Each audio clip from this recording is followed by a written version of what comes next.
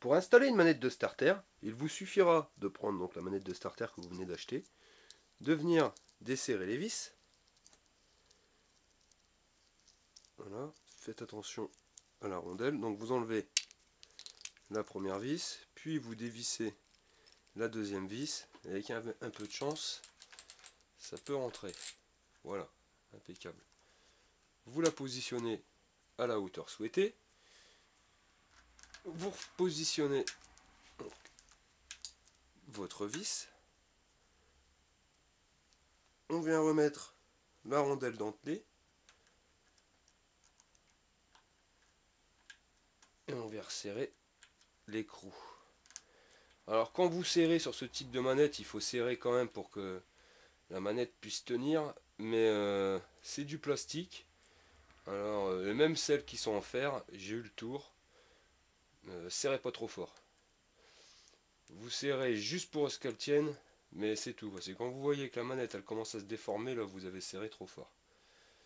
Et elle risque fortement de casser. Pour repositionner la gaine de starter, donc, veillez à ce que, vous voyez, le bout de la gaine, donc ici, rentre bien dans le porte-gaine, qui sera ici, le visser à fond, de telle manière à ce que vous puissiez le régler tout à l'heure.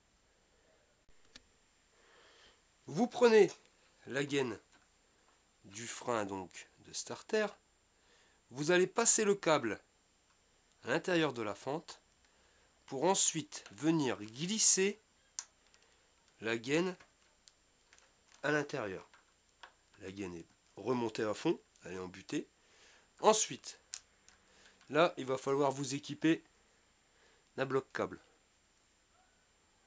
Vous le prenez, vous passez le câble à l'intérieur. Alors attendez, c'est assez spécial.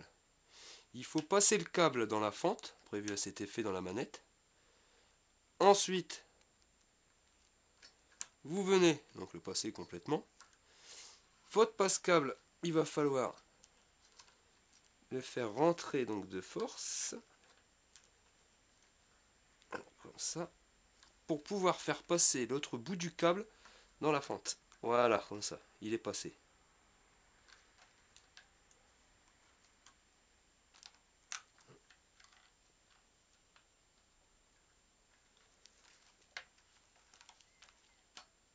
Vous tirez sur le câble, vous le tendez au maximum, et ensuite, vous venez resserrer le passe-câble.